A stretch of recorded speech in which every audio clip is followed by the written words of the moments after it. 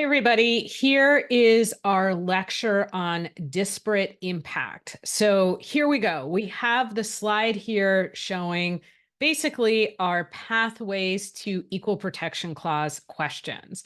And we have the what prong on the left, and that is in blue. We have not gotten there yet. And then we have the who prong, which is what we're focusing on today. And last time we looked at suspect classifications. Next time, we're going to look at quasi-suspect classifications. Today is really about disparate impact. And what we mean by that is something on the face of a law or a statute or a code or a regulation says we are regulating people on the basis of height. But the impact is really on something else. Maybe it's on race, maybe it's on sex. And so we have to figure out, what do we treat this as? Is it a classification on the basis of whatever it says on the face of the law? Or is it a classification based on who is affected, the impact? So let me go down one slide, and here we have our Kickstarter. Again, we're focused today on A2, which is the who is affected by the law's classification. And we're trying to figure out who that is. And the difference will determine what the level of scrutiny is. As we've talked about many times, the level of scrutiny will determine whether or not the government action is sustained. So let's talk about an example that we've used before. Firefighters must be male. That's A. Now, we know what this is. It's a classification on its face. This means disparate treatment. We need to start using that phrase. The disparate treatment is on the basis of what sex. It says firefighters must be male, meaning they can't be female. This is a classification on the basis of sex. So let's go back here to the Kickstarter. Who is affected by the law's classification? It's a classification based on sex, and therefore, what we will learn is that we apply intermediate scrutiny. That's the proper level of review. Okay, but let's go back to this slide. B, firefighters must be at least 6 feet tall. And I know we've talked about this before. The disparate treatment, meaning on its face, this is a classification based on height. But what we know is you could end up with a fire department with essentially all men or almost all men. And so the question for us is B, when would we treat this as a classification based on height? And when would we treat it as a classification based on sex? So let's go to our next slide that talks about this issue, right? So the basis on which the law treats people differently on the face of the law, again, talking about B from the prior slide, that is height. The disparate treatment is height. Now, over here to the yellow, basis on which the law impacts people differently. The impact is based on sex. As we said, if you say firefighters must be at least 6 feet tall, then you are going to have a fire department that is all or predominantly men. And our question for today is, what is the proper level of classification? So if it is height, that is not a suspect classification. It is not a quasi-suspect classification. So over here in the green, the level of review we would use is rational basis. And even though this particular qualification requirement might not make a lot of sense, might not be the best type of qualification, it probably will pass rational basis. The government interest is in having strong firefighters who can reach up and reach things. That is legitimate. And is this a good way of accomplishing the goal? Prong number 2. Well, it is at least not irrational. It is rationally related, but it is a terrible fit. Let's be clear. There are much better ways of trying to ensure that you have good firefighters. You can give them fitness tests, for instance. You can simulate what their experiences would be like, and the people who are able to pass that simulation would be able to become firefighters. Height is a terrible proxy, but it is not an irrational proxy. Okay, so if the classification is on the basis of height, we use rational basis, and it will likely be satisfied. If the classification is on the basis of sex, then we would use a type of heightened scrutiny. And even if we think that, yes, having strong firefighters who can reach things, that is an important or compelling government interest, we're going to have a serious fit problem here for the reasons that we just talked about. So prong 2, applying the level of review, if this is classification on the basis of sex, we're going to fail because it's over-inclusive, it's under-inclusive, it's a bad match for our goal. And that's what prong 2 is about. It's about trying to figure out what type of match is this between the way the law functions and the goal that the law is seeking to achieve.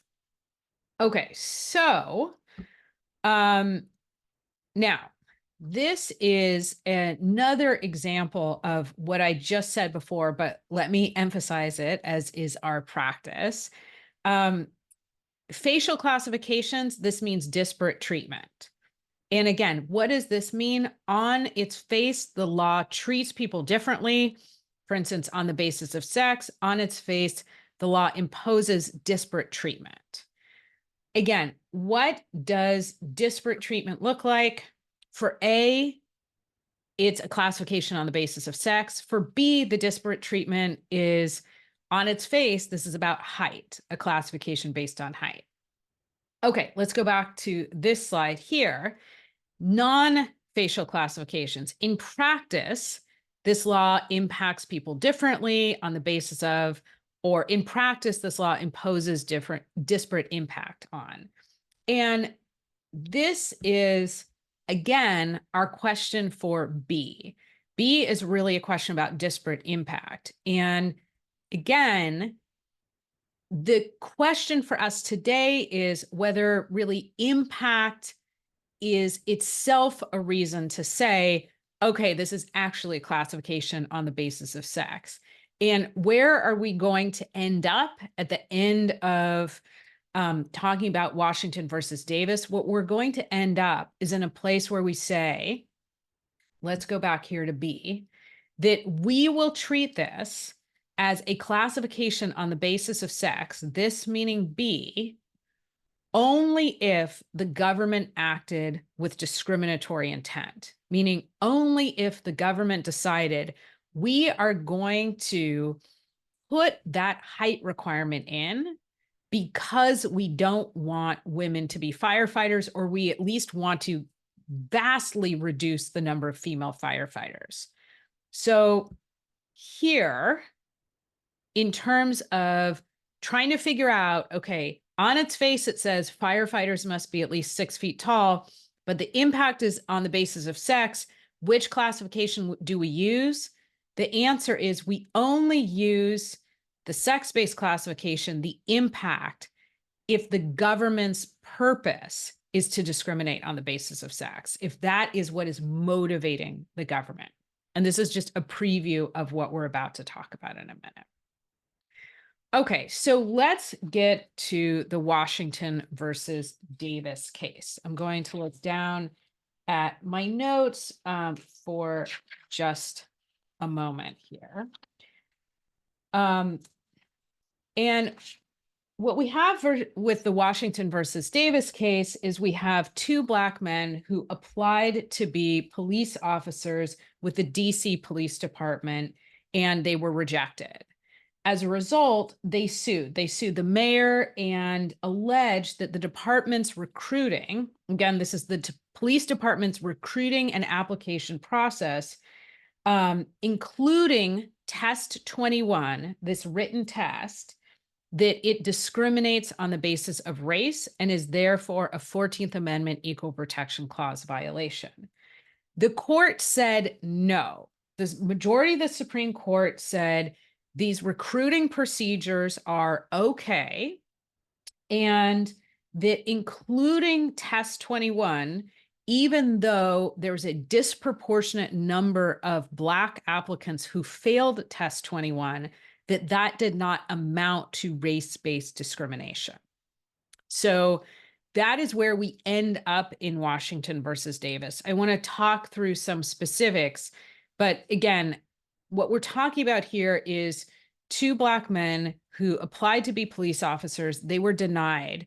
They brought a suit against the government. And what they said is because a disproportionate number of Black applicants failed test 21, the test 21 amounts to race-based discrimination and therefore is a violation of the Equal Protection Clause. The court said no, that test 21 does not amount to race-based to a race-based classification because that wasn't what motivated the government. And therefore the impact alone, and I'll show you slides on this in a minute, but the impact alone was not sufficient to say this is a classification on the basis of race.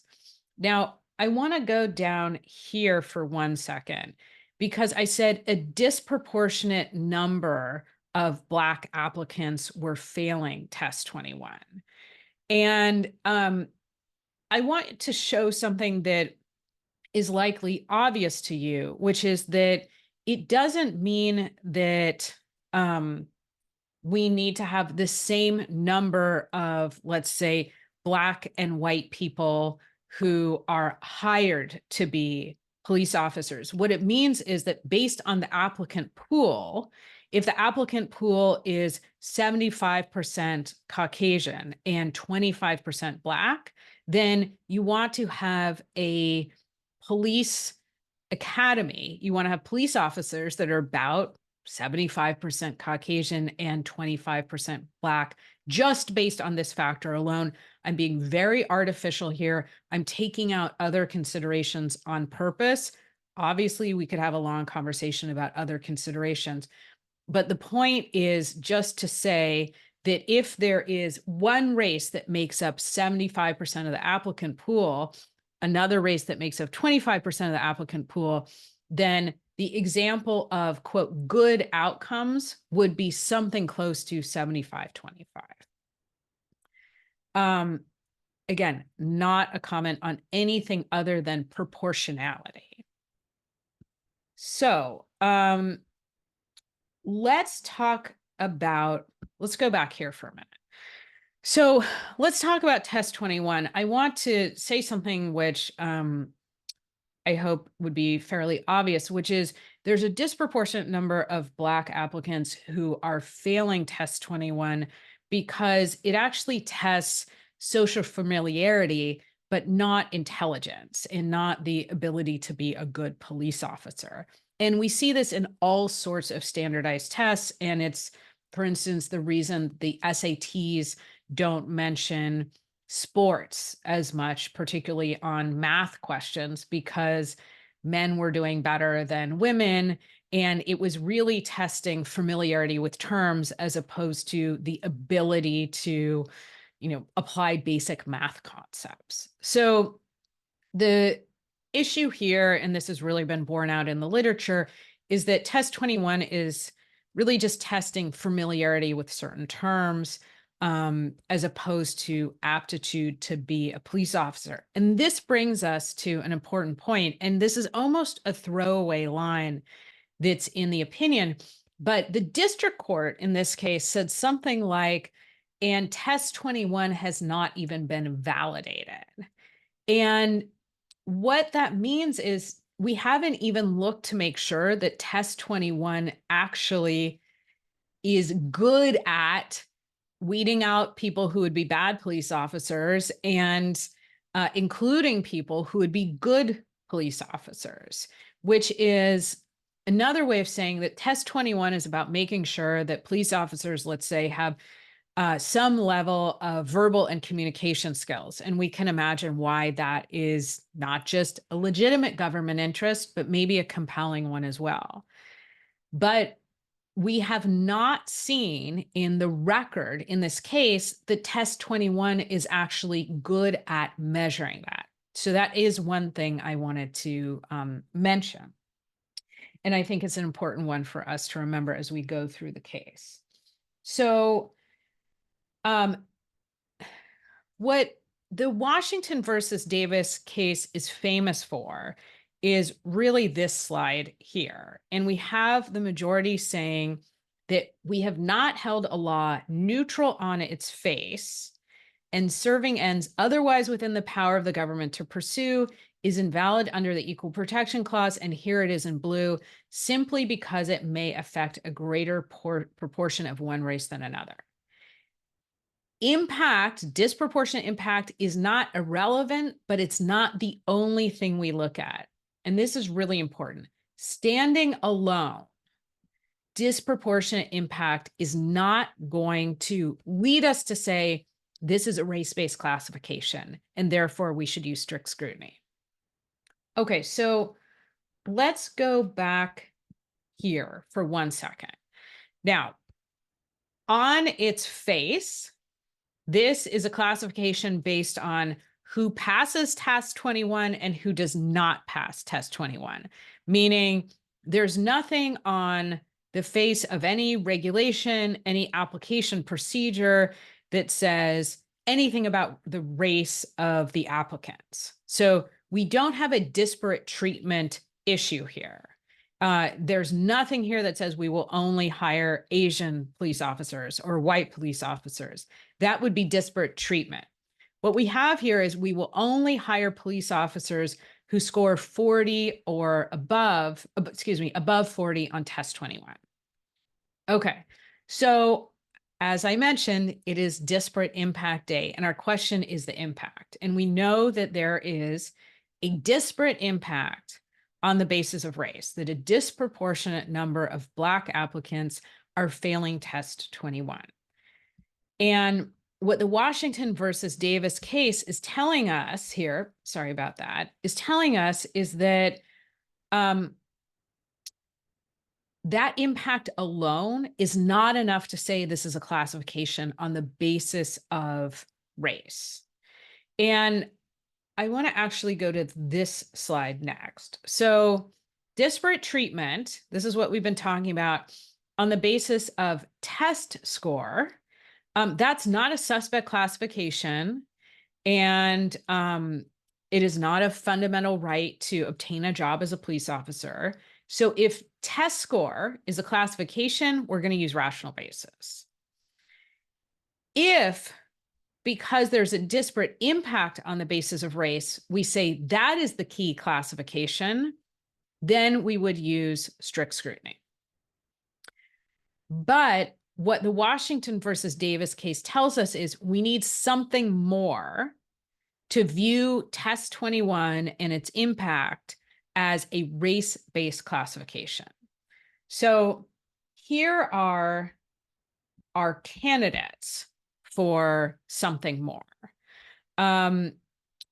One case, as we read about, tells us that maybe we should just have to prove that the employment test is not well suited to do what it's supposed to do, which is weed out bad police officers, make sure we hire good police officers, meaning the employment test is poorly correlated with future job performance.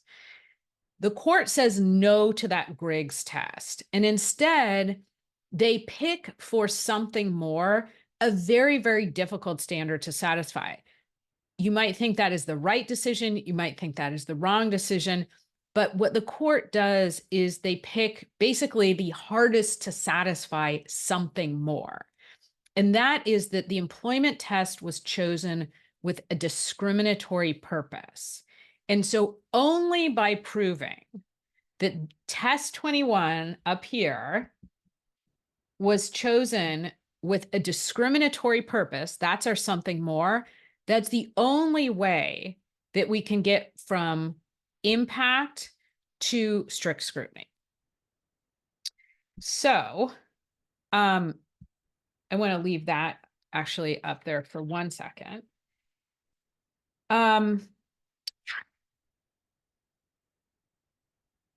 And I am actually going to pause the recording for one moment. I'm going to stop share and I'm going to pause. Hey everybody, we are back. I'm going to share the screen again. And so here we are. We have determined that there is not something more here because what the majority says, and this will happen in the majority of cases, the majority says, look, there is no evidence that the government was motivated to pick this employment test based on having a discriminatory purpose.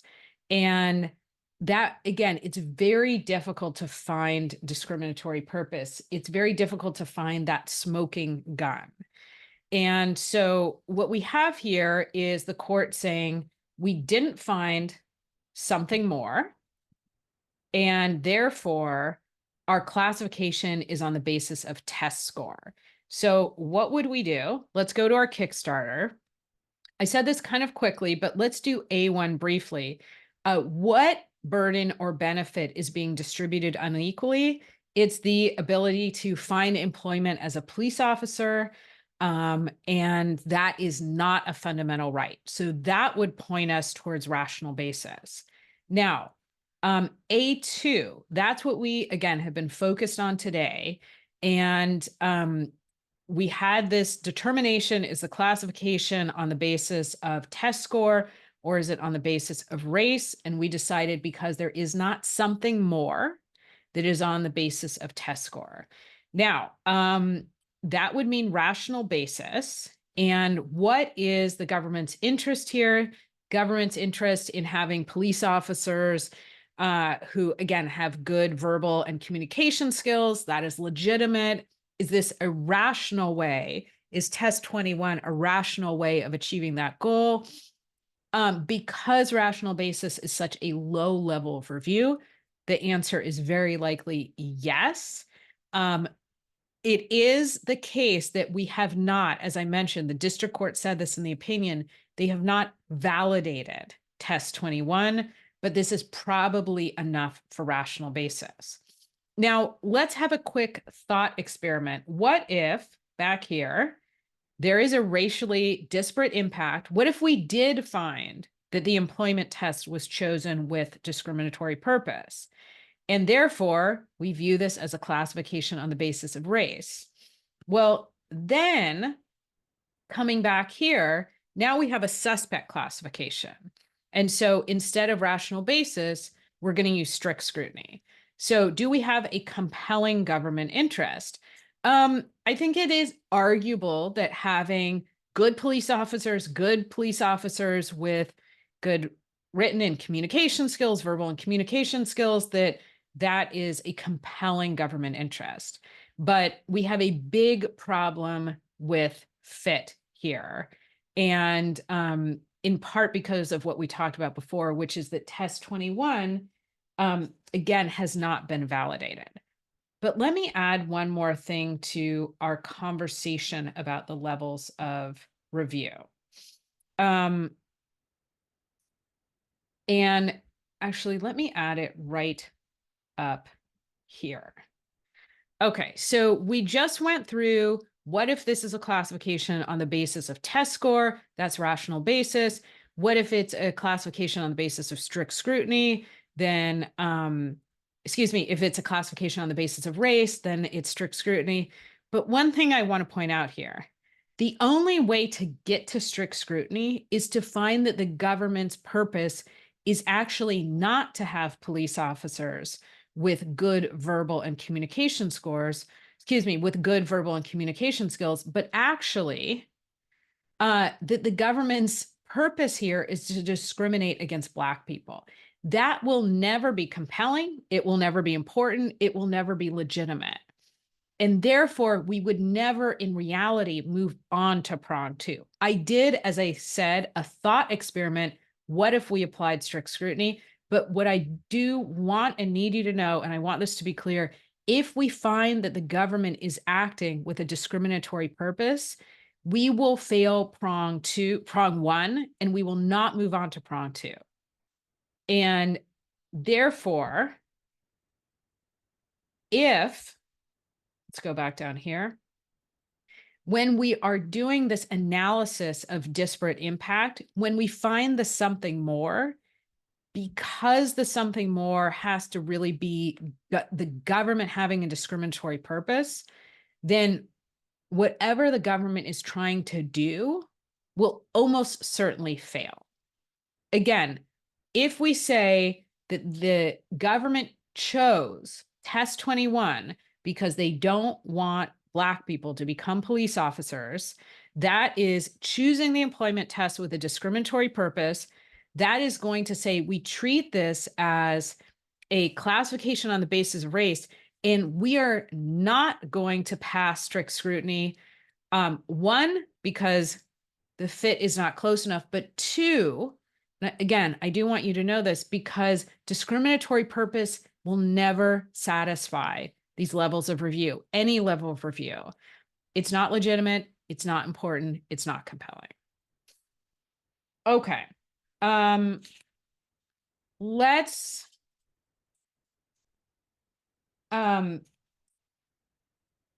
think about, I want to actually come back up here for a minute.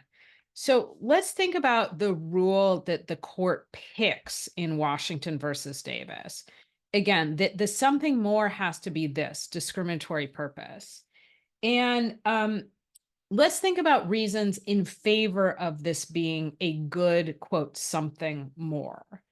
And one, we know that this type of discriminatory purpose is really bad, so we want to be sure that we don't tolerate it.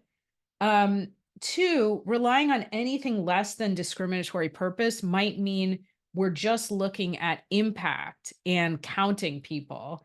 And this kind of invites a problem of a purely numerical approach.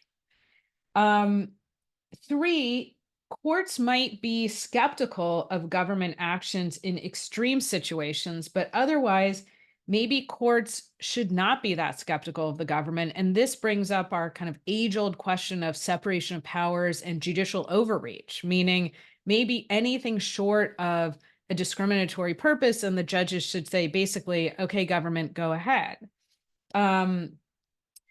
Four, using invidious discrimination or discriminatory purpose is consistent with prior case law. It's consistent with precedent. But what about on the other side? What are arguments against the rule in Washington versus Davis? We can say that the goal here should be results, not an evaluation of the intent of the government and the government decision makers. That frankly, the results maybe speak for themselves. And there's the idea that where there's smoke, there's fire. Legislative purpose can be really difficult to prove. And oftentimes government actors and government decision makers will hide their true motives. And three, maybe it's okay to hold the government accountable for at least foreseeable results of their actions. And that's, for instance, a concept that we use in tort law all the time. Now let's go back to, this is a bit of a wrap-up slide that we can talk about later. Let's finish with the Feeney case. Okay, so there she is, Helen Feeney, and there's a Massachusetts law, and it says that when you're hiring for state civil service positions, you give a hiring preference to honorably discharged veterans. Helen Feeney is not a honorably discharged veteran. She is not a veteran, and most veterans, particularly when this case was decided, will be met. Okay, so Feeney, a woman, scores higher on the civil service examinations, but she ranks lower in terms of the order that she would be hired than male applicants, because they are veterans who were dishonorably discharged. So again, let's say there's Helen Feeney and there's John Smith, and John Smith is a male who was dishonorably discharged from the military, and he gets 70 out of 100 on a test. Helen Feeney gets 95 out of 100 on a test. But in terms of ranking who's going to be hired first, John Smith, excuse me, will be hired first because he gets extra points under the hiring rubric for being a honorably discharged member of the military. Feeney says this hiring practice violates my 14th Amendment rights. And what she's saying here is that the disparate impact should be enough to show that there is a classification on the basis of sex and that this particular hiring practice does not satisfy stricter scrutiny. So let's go back for a second. In Feeney, what is the regulation or government process or procedure at issue? It's a hiring practice, and it says you get more points on your application if you were an honorably discharged veteran. And so on its face, there is the disparate treatment here is just on the basis of, were you an honorably discharged veteran? That's not a classification on the basis of sex. It's not a classification on the basis of race. But look at what's happening here in terms of disparate impact. So treatment, we always go first to on its face. Disparate treatment, we don't have an issue here. It looks like a classification on the basis of, did you previously serve in the military and were you honorably discharged? No suspect classification, no, as we will see, quasi-suspect classification. But look at the impact. Look at how hard it is for female applicants, even if they do better on other parts of the application procedure, process, to be able to obtain a job. And what we would see here is, if we view the classification as whether or not you were honorably discharged from the military, we would use rational basis, right? No suspect classification, rational basis. And as we know, with rational basis, the government action will almost always survive. Again, what's the government purpose here? To try and make sure that people who served in our military and served honorably can obtain government jobs, and is giving people who did serve in the military and served honorably a step up in the application process for government jobs. A good way of accomplishing that? Absolutely. We pass rational basis. If instead this was a classification on the basis of sex, we would use a higher level of review. As we will see, it's intermediate scrutiny. So what I want you to see from Feeney is that here again, we have the court saying that we need discriminatory purpose in order to say that this is a classification on the basis of sex. And that's what we have right here. Discriminatory purpose implies more than intent as volition or intent as awareness of consequences.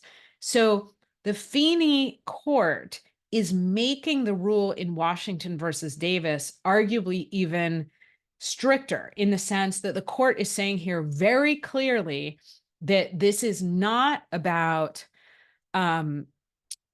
a government actor being aware of the consequences, that it will be much harder for women to obtain these types of jobs. It's that this is what was motivating you.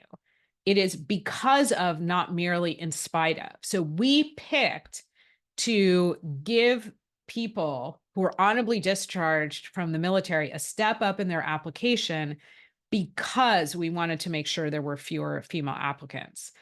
That is not what happened in this case, and therefore we use rational basis, and that is why Helen Feeney loses in her challenge. Okay, one more thing, or two more things actually I want to point out here. The Yikwu case. This was a case, as we talked about, where the government ordinance, the city ordinance, is neutral on its face. It is unlawful to operate a commercial laundry in a wooden building without a permit from the Board of Supervisors. Okay. So it doesn't say it is unlawful for Hispanic people or Asian people to operate a commercial laundry. On its face, this is neutral. The disparate treatment here is, did you get a license? The classification is, did you get a license or did you not get a license? But the impact here obviously falls along racial lines. And we treated this, when we last talked about this case, we treated this as a classification on the basis of race. Now, why is that the case? Because we found, and I just want to point this out so it's now consistent with our more modern approach, we did find discriminatory purpose. We found that based on these numbers, they were so stark that there was no other way of explaining these numbers. So Yikwu is an example of what we've been talking about, of finding that even when the government action is neutral on its face, that a disparate impact plus discriminatory purpose will allow us to treat this as a race-based classification. That means we use strict scrutiny, and that means that the government action, excuse me, fails. Okay, truly last thing, how do we prove discriminatory purpose?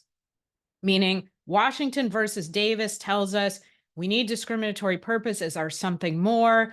The Feeney case says that the government action has to be because of, not in spite of, the disparate impact.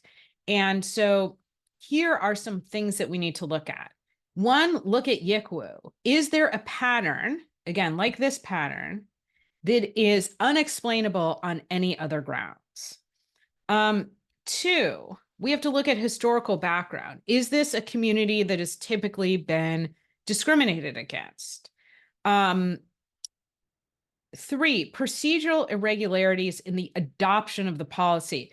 Was there, for instance, something weird about the city council when they adopted this policy? Let's say it's a city council vote. Did they suddenly change the rules for when you have a quorum, when you have enough people to vote? Or did they change the threshold for this particular rule? Did they say, you know, normally we need 60% of the city council, but now we only need 50% of the city council to say, yes, I approve this particular measure? Then we have procedural irregularities. Substantive irregularities, meaning, does this particular government action or policy just look different from all other laws on the books? Again, for an exam, I would have to give you facts about this. And then obviously evidence from legislative history. If there are decision makers, meaning city council members, lawmakers, members of the Board of Supervisors, who say something like, I just don't want women to be able to get these jobs, or I just don't want Black applicants to be police officers, then that is very good evidence to show that there is a discriminatory purpose. All right, so that is disparate impact. I'm going to stop the share and I'm going to stop the recording.